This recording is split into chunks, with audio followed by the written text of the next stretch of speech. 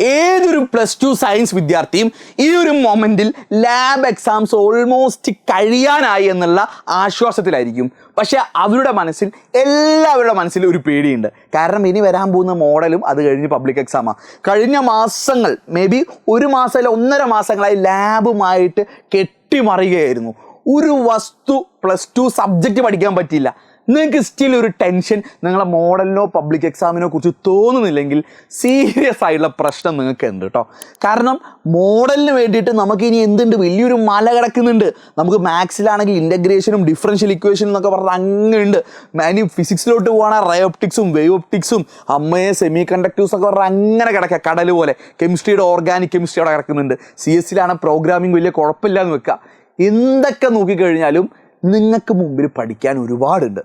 അതിന് ഇനി സമയമുണ്ടോ എന്നുള്ള ഒരു ഹോണസ്റ്റ് ക്വസ്റ്റ്യൻ ഞാൻ നിങ്ങളോട് ചോദിക്കാം. നിങ്ങളിതിന് ഉത്തരം ഒന്ന് വീഡിയോ പോസ് ചെയ്ത് ഒന്ന് കമൻറ്റ് ചെയ്യണേ. ഒന്ന് കമൻറ്റ് ചെയ്യണം. ആൻഡ് നിങ്ങൾ കമൻറ്റ് ചെയ്തു എന്നാണ് എൻ്റെ പ്രതീക്ഷ.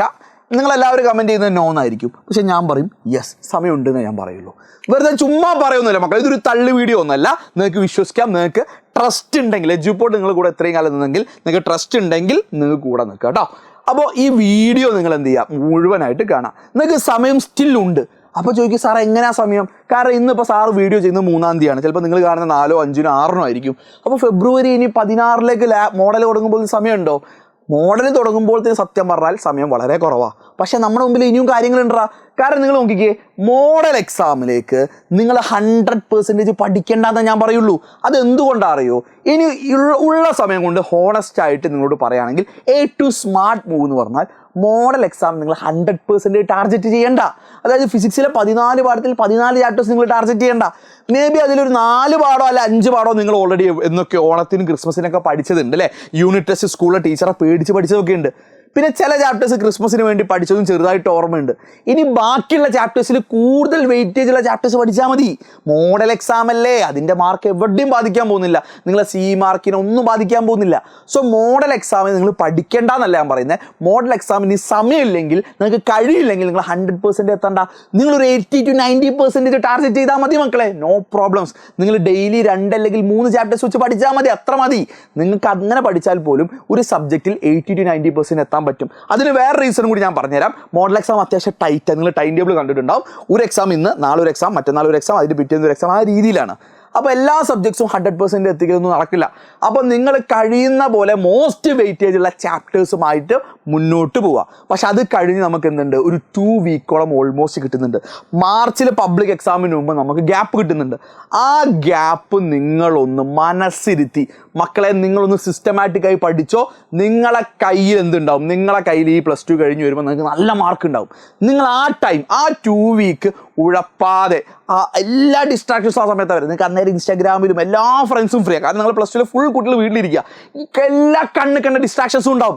നിങ്ങൾക്ക് ആ ഡിസ്ട്രാക്ഷൻസുള്ളിൽ സർവൈവ് ചെയ്യാൻ പറ്റിയോ, ദെൻ നിങ്ങൾക്ക് +2 നല്ല മാർക്ക് വാങ്ങാൻ പറ്റും. അത് കഴിഞ്ഞ് പബ്ലിക് എക്സാം ടൈം ടേബിൾ അത്ര ടൈറ്റ് ഒന്നുമില്ല. കാരണം ഗ്യാപ്പുകൾ വരുന്നുണ്ട്.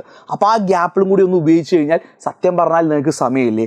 ഇനി ഞാൻ നേരത്തെ പറഞ്ഞ ചോദ്യത്തിന് യെസ് എന്ന് നിങ്ങൾക്ക് പറയാൻ തോന്നുന്നുണ്ടോ? ഞാൻ പറഞ്ഞ ഈ പോയിന്റുകൾ വെച്ച് നിങ്ങൾക്ക് യെസ് എന്ന് പറയാൻ തോന്നുന്നുണ്ടോ?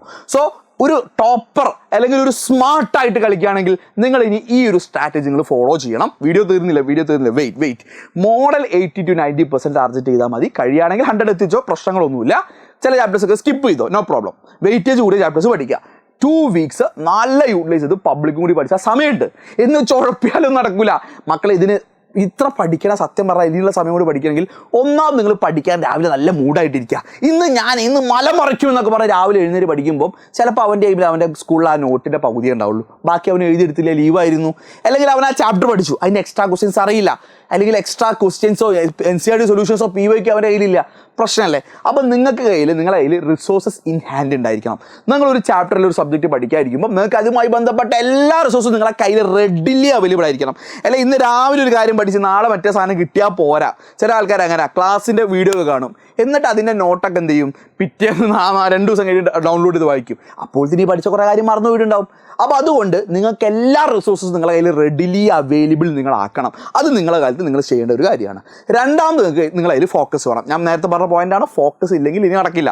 കാരണം ആകെ ഇനിയുള്ള സമയത്ത് നിങ്ങൾ ആ മൈൻഡിൻ്റെ പ്രസൻസ് ഇവിടെ ഇല്ലെങ്കിൽ പിന്നെ എങ്ങനെയാണ് പഠിക്കാൻ പറ്റുക? അപ്പോൾ ആ പ്രസൻസ് ഓഫ് മൈൻഡ് വളരെ വളരെ ഇമ്പോർട്ടൻ്റ് ആണ്.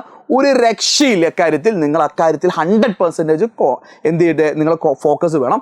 അപ്പോൾ നിങ്ങൾ ഡിസ്ട്രാക്ഷൻസ് നിങ്ങൾ എടുത്ത് കളയാം. അപ്പോൾ ഇനി സത്യം പറഞ്ഞാൽ ഇനി കുറച്ച് ദിവസങ്ങളേ ഉള്ളൂ. അപ്പോൾ പല ആൾക്കാർ ഇൻസ്റ്റാഗ്രാം അൺഇൻസ്റ്റാൾ ചെയ്യും, വീണ്ടും റീഇൻസ്റ്റാൾ ചെയ്യും. നടക്കില്ല മക്കളെ. കംപ്ലീറ്റ് അത് ഡീആക്ടിവേറ്റ് ചെയ്തേക്ക്. ഇനി വാട്സപ്പ് ഗ്രൂപ്പ്സ് ആണോ ജസ്റ്റ് ലീവ് ചെയ്താൽ മാർച്ചിന് ശേഷം നിങ്ങൾ ആഡ് ചെയ്യാമെന്ന് പറയാം നിങ്ങളോട്. അപ്പോൾ അത്രയൊക്കെ ഉള്ളൂ. അല്ലാതെ വലിയ ലോകത്തിലെ വലിയ കാര്യങ്ങളൊന്നും ആ ഗ്രൂപ്പിൽ നടക്കുന്നില്ല. സോ ഡിസ്ട്രാക്ഷൻസ് ഫ്രണ്ട്സ് ആയിക്കോട്ടെ, ഫാമിലി ആയിക്കോട്ടെ, റിലേഷൻഷിപ്പ് ആയിക്കോട്ടെ, ആരുമായിക്കോട്ടെ, അത് നിങ്ങളെ പേഴ്സണൽ ലൈഫിൽ നിന്ന് താൽക്കാലികമായി നിങ്ങൾ എടുത്ത് കളയേ രക്ഷയുള്ളൂ. അതിനോട് പോരാടാൻ പോകേണ്ട എടുത്ത് ജസ്റ്റ് റിമൂവ് ഇറ്റ്. അതിനെക്കുറിച്ച് ആലോചിക്കേണ്ട. ഇൻസ്റ്റാഗ്രാം വേണോ വേണ്ട, ഡീആക്ടിവേറ്റ് ഒന്നും വേണ്ട. ഡീആക്ടിവേറ്റ് ചെയ്യുക, മാർച്ചിൽ നിങ്ങൾ ചെയ്യുക. ഈ 2 കാര്യങ്ങൾ നിങ്ങൾ ചെയ്യണം, നിങ്ങളെ ഭാഗത്ത് ചെയ്യേണ്ടതാണ്. ഇനി നിങ്ങൾക്ക് വേണ്ടി ഞങ്ങളൊരു കാര്യം ചെയ്തു തരാം. ഫൈനൽ ബാച്ച്, ബൂസ്റ്റർ ബാച്ചിലൊക്കെ ജോയിൻ ചെയ്യാൻ പറ്റാത്തവർക്കും എല്ലാവർക്കുമായിട്ട് ആഡാണ്. സ്റ്റിൽ നിങ്ങൾ കേട്ടോ, നിങ്ങൾക്ക് കാര്യമുണ്ട്. നിങ്ങൾക്ക് ഇപ്പോഴും തോന്നുകയാണ് ഈ പറഞ്ഞതൊക്കെ ഓക്കെയാണ് എങ്കിൽ ഈ പറഞ്ഞത് അതിനേക്കാൾ ഡബിൾ ഓക്കെ ആയിരിക്കും. നോക്കിയോ, നമ്മൾ ഫൈനലായിട്ട് ബൂസ്റ്റർ ബാച്ചും കഴിഞ്ഞ് തുടങ്ങുന്ന ബാച്ചാണ് crash batch the end game. പേര് സൂചിപ്പിക്കുന്ന പോലെ ദ എൻഡ് ഗെയിമാണ്. കഴിഞ്ഞു. ഇനി എങ്ങോട്ടാണ്? ഇനി ഒരു ബാച്ച് തുടങ്ങാനോ സമയമില്ല. ഇനി ഉള്ള സമയത്ത് നിങ്ങൾക്ക് ഏറ്റവും യൂസ്ഫുൾ ആയുള്ള കാര്യങ്ങൾ ചെയ്യാനാണ് ഈ ഒരു ബാച്ച് നമ്മൾ സ്റ്റാർട്ട് ചെയ്യുന്നത്.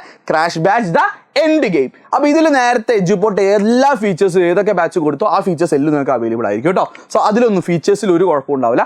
എല്ലാ ഫീച്ചേഴ്സും നിങ്ങൾക്ക് മുഴുവൻ ചാപ്റ്റേഴ്സ്, നേരത്തെ പറഞ്ഞ ഈ പോയിന്റിൽ റിസോഴ്സസ് ഇൻ ഹാൻഡ്, മുഴുവൻ ചാപ്റ്റേഴ്സിൻ്റെയും റെക്കോർഡഡ് വീഡിയോസും വൺ ഷോട്ട് നിങ്ങൾക്ക് എന്തായിരിക്കും റെഡിലി അവൈലബിൾ ആണ്. നിങ്ങൾക്ക് ഏത് സമയത്ത് രാത്രി 3 മണിക്ക് എഴുന്നേറ്റ് നോക്കിയാലും ആ റെക്കോർഡ് ചാപ്റ്റേഴ്സ് അവിടെ ഉണ്ടായിരിക്കും.